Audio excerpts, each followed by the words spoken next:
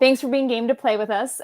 Let's go ahead and get moving on the content. So without further ado, I am happy to welcome you all to Concept Validation for Early Stage Products, presented by Laura Oxenfeld. All right. Hi, everyone. I wish I could see your faces because it just feels like I'm talking to myself. But we'll get started. Hold on, let me put on my stopwatch so that I can keep track of my time. All right. So, hi, everyone. I'm Laura Oxenfeld. I'm Research Manager at Drift. Super excited to be here today. My first conference since the COVID lockdown era. So very excited.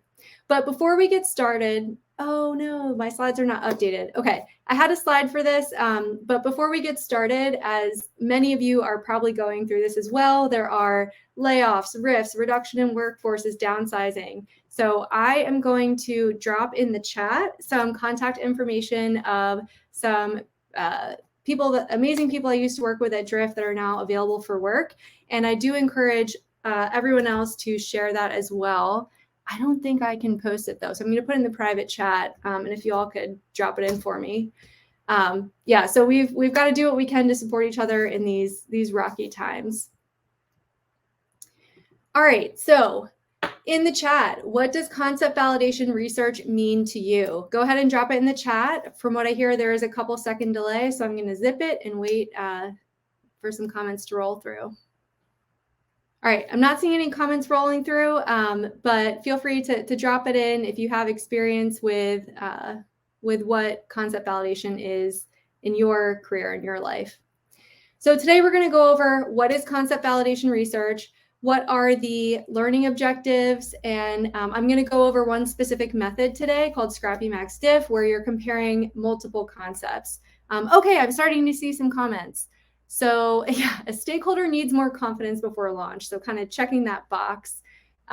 Bridge between generative and usability. Okay. Yeah, gut checking for senior leadership, whether it's valuable, going through prototypes as personas. Cool. Not validation. It is, can you explore this concept and see how it resonates? I really like what Anna dropped in there. How does this resonate with customers and exploring the concept? I think that's what we're going to hone in on. Yes, how does it resonate? And then explore how to solve it. And then we're going to talk today too about the role of concept validation in early stage companies as well.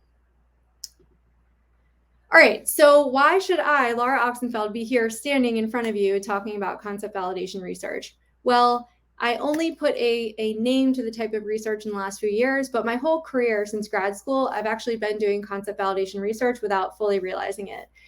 So the first job I had out of grad school was Therapy Notes. It was an early stage startup, electronic medical records. Now, I do not have a degree in UX, but I do have a degree in qualitative social science research methods. So I wanted to translate research into tech. And when I got to Therapy Notes, there was a whole pile of like 3 or 4 years of feature requests just sitting there.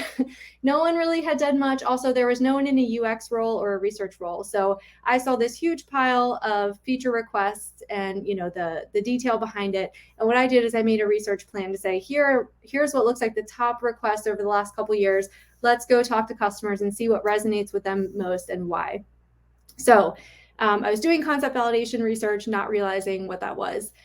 A few years later, I ended up at Allstate. And so instead of doing concept validation for like UI-based features, it was for a chatbot. So I ran a chatbot team at Allstate. And so we had to validate ideas, topics, intents. So you can teach a chatbot to converse about anything, but this was a chatbot for insurance agents. So what questions were insurance agents most likely to ask that we can put in the chatbot to reduce call volume to the support center? So we had to do concept validation of intents or ideas.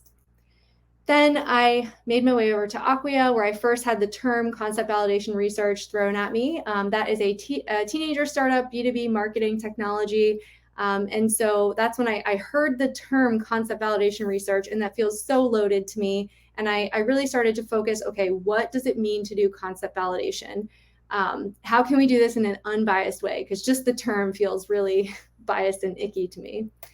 And then now I'm at Drift, another teenager startup in the B2B marketing space. And Drift is an idea factory. It is, our head of design says, Drift doesn't have an idea problem, we have a focus problem. So I've really had to hone my craft when it comes to concept validation. And that's where I've landed on this method of the multiple, validating across multiple concepts. So today I'm going to be talking about my personal experience built over these 4 positions. All right, so go do concept validation. When I first heard that, I was like, oh my God, this can be dangerous. Just the term, it's loaded, it's biased. To me, it sounds like, hey, we have an idea. Go get some data to tell us it's a good idea. So I watched how other people were doing concept validation, and what I saw is they would demo the product, show how it works, explain all the value adds, all the problem it's solving, and then say, would you use this?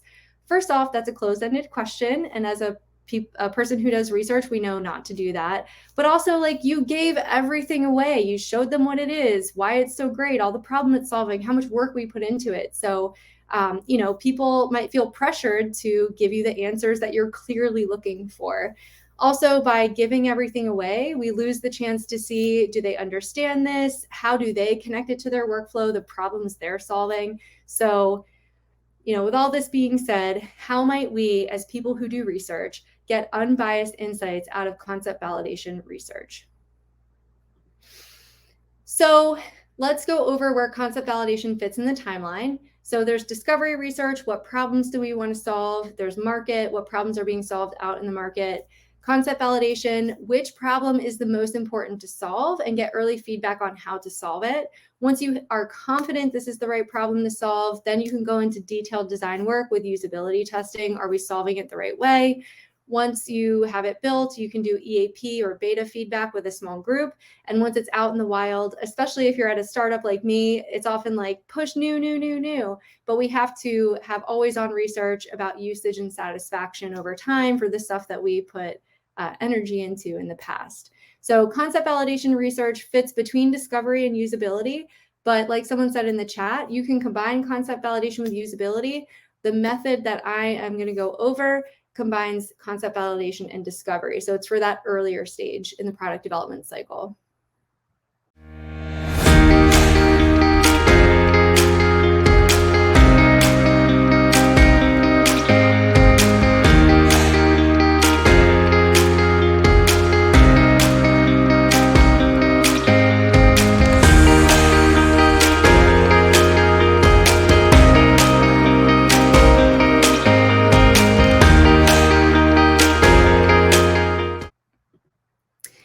All right, so what are the learning objectives of concept validation research? The method that I'm going over today focuses on concept prioritization. So if you've got 20 ideas, which ones are worth your time according to users?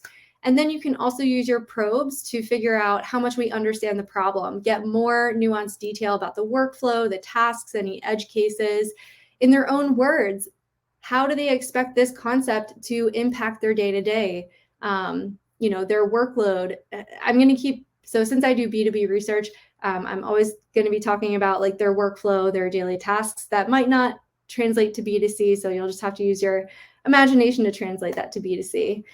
Again, the learning objective is how to solve the problem. And then especially when it comes to B2B, you need to start getting some early insight about switching and cost. So this concept, what would make them eager to switch to it or hesitant to switch to it, especially if there's a competitor in the market already. And then if they are a buyer, what price point would they put it at?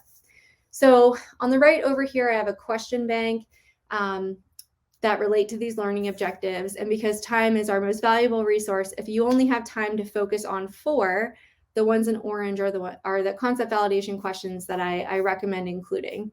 The first one is my absolute favorite. And if you think back to, people demoing, explaining how it works and the value, that gives it all away. This first question here helps you get all that information from the participant. So if you give them just enough information about the scenario and the concept, and then ask them, how would you explain the purpose of this design or experience to a new hire on your team? In their answer, you're going to learn about their workflow, their tasks, their pain points in that, and the value add that they would use to sell it to a higher up, and all in simple language because they're explaining it to a new hire on their team. So yeah, if you have to ask one question, this one is my favorite. Another great question is, how would this not work for you or your team? Especially if it's a non-confrontational research participant, you have to invite them to think critically. One piece of critique that I've gotten from senior product leadership is if I do concept validation and don't ask this question, it's like, well, everything sounds good, right? So make them think about why it would fail. Yeah. And then the next one, show me how you do whichever task or workflow today. One thing that in our distributed research system, a piece of feedback I give to the other people doing research a lot is don't ask them how they do it in general. If you ask a general question, you'll get a general answer. And if I were to explain what it's like to be a UX researcher, I'm going to give a really high level generalization. But if someone asked me, what did I do yesterday? Let's go through my calendar and everything that I did yesterday. I'm going to give a lot of nuanced detail about micro interactions, micro steps, micro decisions, micro pain points. So asking them, show me how you do this thing today that we have a new concept for, you're going to get all those little pieces about workflow, edge cases, and pain points. And then this last orange one here, how would you sell this solution internally? Since I've worked in B2B, we do research on buyers, what motivates them, what is their behavior. So in the B2B space, a buyer has to pitch their solution to the person that approves the budget. So they have to explain to their higher up, what impact is this product going to have? How is it going to make a difference? How is it going to streamline things, yada, yada. So this fourth orange question and the top question, they kind of relate, what's the value to in a simple way, but what's the value as you would explain it to higher ups? All right, so we've got some questions and learning objectives, but let's dive into the different approaches to concept validation. So today I'm going to talk about how to validate across multiple concepts. If you're more certain that this is a concept to go down, then you can do concept validation on one concept, and that's where interactive prototypes can come in. But yeah, for early stage, you want to be in that multiple concept era. And this is great for validating long-term roadmaps, if you have an ideation workshop, or if you're at an idea factory, which is a startup. So a lot of ideas, but what is going to make impact to the users? I'm going to take a breath and a sip of water. All right. So when it comes to multiple concepts, people all the time ask me, well, can I just have them do a ranked list or do Likert scale 1 to 5? The problems with these approaches is humans are inherently bad at making a prioritized list. We just are, especially if there's a lot of concepts, then to, in your mind, think through the relationships of all of the things all at one time to make a list, it's difficult. Also, if you just give a Likert scale of importance for each one, they can rank everything as important. So what we need to do is get people to make one decision at a time. So the method that we use at Drift, it's called Scrappy Max Diff. And this method was brought to Drift by Vlad. So again, shouting him out here. Here's his contact information for any hiring managers in research. So what is Scrappy Max Diff? This is traditionally a quantitative method, and we have turned it qualitative into Drift. It's pretty straightforward. You have a list of all of your concepts, and you ask each person, what is the number one most important, the number one least important, the next most important, the next least important, and you keep going down. Then you use your time in the session to probe strategically. You can have that question bank that we went over or have other questions, but at the very least, I probe into the most important list. If you have time, probe into the others as well. But you'll see how as this method unfolds, that type of concept validation and discovery learnings is going to come out organically. And then for analysis, you see how much was, which were ranked in the most important most frequently and the least important most frequently. So fidelity. No click-through prototypes, no multi-step designs, also no designs. All you need are sticky notes with like a phrase and then maybe a flow diagram or a super low fidelity sketch. So it's really just enough to get the point across. What is the idea? And you're not like, what's the idea? Maybe what's the scenario, but you're not giving away the value add, how it works, why it's so great, how it's going to make such a big impact in their life. Again, we don't want to bias them with why we think it's important. All right, so how does this method work? So I make a Miro board for each participant, and you randomize the order of concepts for each participant, and to avoid bias. So what I do at the start of the session is go through each concept in detail. So I say, all right, today we've got a lot of ideas. Not all of them are good. What we want to hear from you are, what are the ideas that are worth our time? What problems do you want solved? So we go over each concept in detail. And again, if they ask, how does this work? I'm like, it's just a sticky note. How do you want it? What makes sense for you? How would you expect it to work? So make it very clear to them. This is early stage and I don't have answers. It's really just a sticky note and a flow diagram. So they get to imagine how it should work for them. Now, as you're going through all of these sticky notes and flow diagrams, that's where this concept validation and discovery data is going to flow out organically. People are going to be like, wow, that's such a good idea. I didn't even think of that. Or they're going to be like, I see where you're going, but we would never use that, and anywhere in between. So just going over the concepts is kind of like doing some magical probes without asking. After they understand all the concepts, that's when you go to the ranking. So I don't know if you can see my mouse, but I say, okay, what's the most important? You drag that over the top of the most important. What's the least important? Drag it over to the least important. And then the second most important, and then the second least important. So you're basically building a list, most important top down, least important bottom up.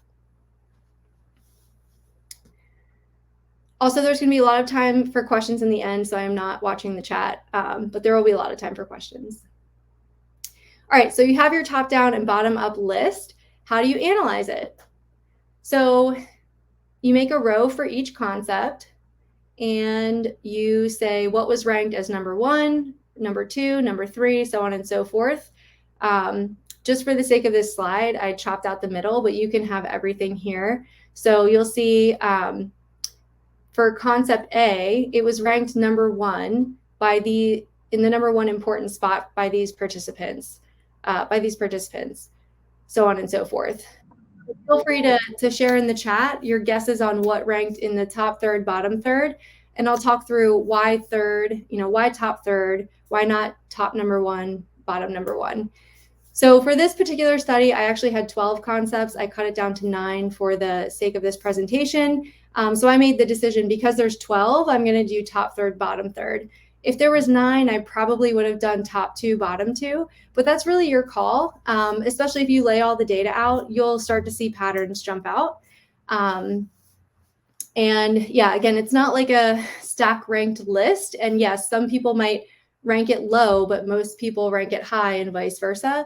So this is not because of the sample size, you can't get to statistically significant rankings, but you're getting that descriptive qualitative data about why it resonates, why it doesn't, what their workflow is, to pair with the rankings.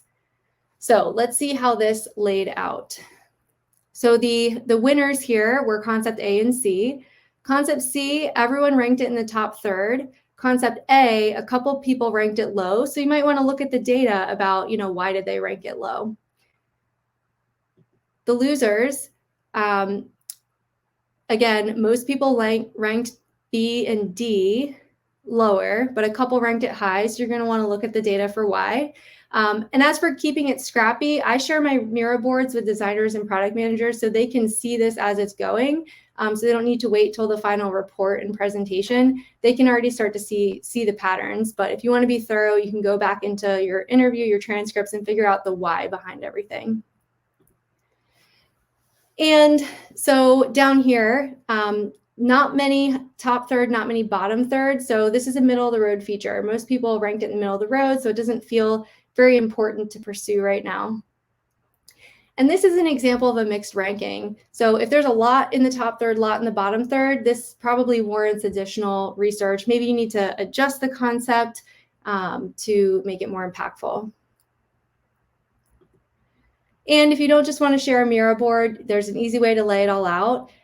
With Scrappy Max Diff at first, I did just show them the winners, but it became clear that senior leadership, they wanted to see winners, losers, middle of the road, and mixed. So just show them everything, and then you can follow it up with slides that dive into the details. So why does this matter for early stage products? This method is a 2-in-1 for concept validation and discovery. You're getting your concept validation in, and you're getting a lot of that organic discovery type information. Building relationships. People that are there from the beginning, the early stage sticky note days, they're usually down for the research when it gets higher and higher fidelity. They'll be early adopters of the feature and champions. And then pricing and packaging. If you are digging into price point, how would you sell this internally, hesitation for switching, that's going to be that early feedback for product managers to consider viability. Now, as an example, I did a study like this, and we thought the product was going to be up, we could charge $10,000 a year.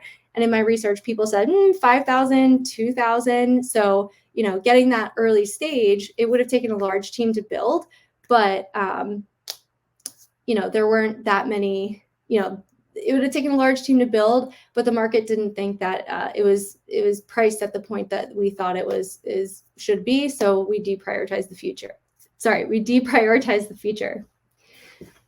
All right, so that is it. I'm happy to hop back in the chat. We've got 6 minutes for questions.